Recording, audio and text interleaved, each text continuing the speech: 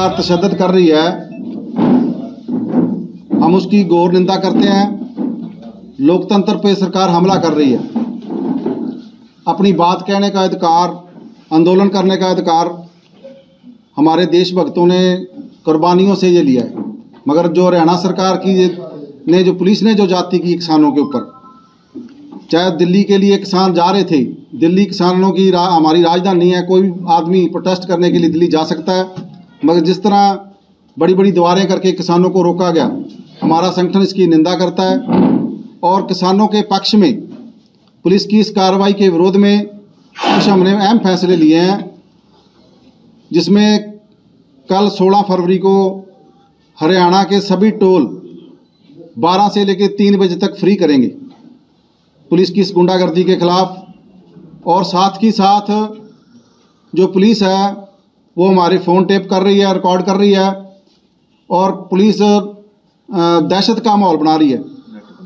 Internet बंद किया गया, जैसे जम्मू कश्मीर में किया था। गिरफ्तारियाँ का यदि पुलिस ने कोई गिरफ्तारियाँ की किसानों की, पुलिस ने अपनी ये कार्रवाई ना रोकी, तो अगला फैसला हमने हरियाणा को जाम करने का लिया है। यदि पुलिस ने कार्रवाई ना रोकी तो पूर्ण रूप से हरियाणा को जाम करेंगे। तो साथ ही साथ दिल्ली जाने की भी तैयारियां हमारी पूरी है। एसकेएम जिसके नेतृत्व में हमने दिल्ली का आंदोलन लड़ा था, यदि एसकेएम आह्वान करेगा तो हज़ारों ट्रैक्टर ट्रालियों से दिल्ली की तरफ कूच करेंगे, जिसकी हमारी पूरी तैयारी है। मगर हम एसकेएम की कॉल का इंतज़ार कर रहे हैं, हम, क्योंकि जो हमारा संगठन है वो एसकेएम के साथ है। मगर जो किसानों के ऊपर पुलिस कर रही है, सरकार कर रही है, उसकी हम किसानों के हक में भी हैं, और जो मांगें हैं उनकी वो बिल्कुल वाजिब है। वो मांग हमारी भी है, बिल्कुल जायज़ मांग है किसानों की, हमें एमएसपी मिलना चाहिए। मगर सरकार जो है पुलिस और के बल पर, गोली के बल पर किसानों की आवाज़ दबाना चाह रही है। ये फैसले हमने किए, और 16 को जो भारत बंद है उसका भी समर्थन करते हैं। हम आपके चैनल के माध्यम से तमाम किसानों को निवेदन करेंगे, ये आंदोलन हमने बिल्कुल शांतिमय तरीके से करना है, क्योंकि सरकार इस आंदोलन को उग्र करना चाहती है। सरकार जो है किसानों को ऐसे पेश कर रही है जैसे कोई देशद्रोही हो। पंजाब जैसे, पंजाब नहीं, पाकिस्तान की तरह बिहेव किया जा रहा है। जहाँ पाकिस्तान के बॉर्डरों पर भी इतनी मुस्तैद ना हो पुलिस, जितना मुस्तैदी के साथ कील लगाए गए हैं, पत्थर लगाए गए हैं, पंजाब के बॉर्डर सील किए गए हैं। आज़ादी के 75 साल के बाद पहली बार हुआ है कि एक स्टेट के बॉर्डर सील किए गए। ये बहुत ही निंदनीय काम है सरकार का। सरकार को बात सुननी चाहिए किसानों की। एक वाजिब मांग रहे हैं एमएसपी की। जो किसान अपनी फसल पैदा करता है उसे एमएसपी मिलनी चाहिए। कर्ज मुक्ति की मांग है जो किसान की, वो बिल्कुल वाजिब है। कारपोरेट का लाखों करोड़ों रुपया कारपोरेट को सरकार ने छोड़ दिया है, मगर जब किसान की बारी आती है तो किसान को देने के लिए इनके पास फूटी कौड़ी नहीं है। तो अभी 2024 का अभी चुनाव भी आ रहे हैं, लोकसभा के चुनाव आ रहे हैं, जिसे नरेंद्र मोदी ने 2022 के अंदर ये कहा था कि किसानों की आय दुगनी कर दूंगा। ये 24 आ गया, किसानों की आय दुगनी तो नहीं हुई, काला धन तो नहीं वापस आया, मगर कर्जा कई गुना बढ़ गया है। किसान पहले से ज़्यादा बर्बाद हुआ है। हमारे इलाके के अंदर बाढ़ ने बर्बादी करी है, अभी तक उसका मुआवजा नहीं दिया जा रहा है। जाखड़ के अंदर तहसील को ताला लगा के बैठे हैं किसान। यहाँ भट्टू का क्षेत्र सेम से तबाही मची हुई है। तमाम मसले हैं, बीमा कंपनियां क्लेम नहीं दे रही। किसान अपनी बात कहे तो कहाँ जाए, मगर अब सड़क पर यदि किसान अपनी बात कहने के लिए आ रहा है तो ऐसे दीवारें खड़ी कर दी गई है। तो ये बहुत ही निंदनीय। आज़ाद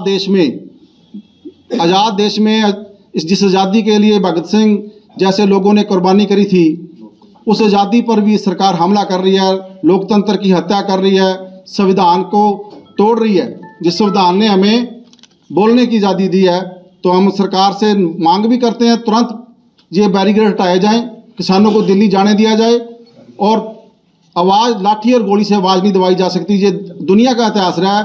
जलियांवाले बाग के अंदर जिस डायर ने गोली चलाई थी, तो उस वक्त की सरकार को ये भ्रम था कि लाठी और गोली से लोगों की आवाज़ को दबाया जा सकता है। इतिहास गवाह है, जलियांवाले बाग के कांड के बाद देश की आज़ादी की लड़ाई धीमी नहीं पड़ी थी, बल्कि और मजबूती के साथ लोग लड़े थे। और जनरल डायर का बदला देश के लोगों ने विदेश की धरती पर जाके लिया। तो ये वही देश है, देशभक्तों की धरती है, जो भगत सिंह जैसे सूरवीरों की धरती है। तो यहाँ लोगों की आज़ादी पे हमला सरकार ना करे। हम बिल्कुल शांतिमय तरीके से अपनी बात कहना चाहते हैं। तो और गाड़ियाँ तोड़ी गई है पुलिस ने जींद के अंदर। जींद के जिस अधिकारी के कहने पे 6-7 गाड़ियाँ हरियाणा के किसान नेताओं की तोड़ी गई है। उस अफसर के खिलाफ मुकदमा दर्ज किया जाना चाहिए। ये कौन सा कानून है जहाँ गाड़ियों को तोड़ दिया जाए, आम राहगीरों को लाठी से पीटा जाए, जो पुलिस कर रही है। ऐसा जम्मू कश्मीर में भी शायद ना हुआ हो जो हरियाणा के अंदर पुलिस की बर्बरता है। तो हम आपके चैनल के माध्यम से सब किसानों से निवेदन करेंगे, हम सड़क पर उतरेंगे शांति से। हमें उग्र नहीं होना, क्योंकि सरकार आंदोलन को उग्र करके कुचलना चाहती है।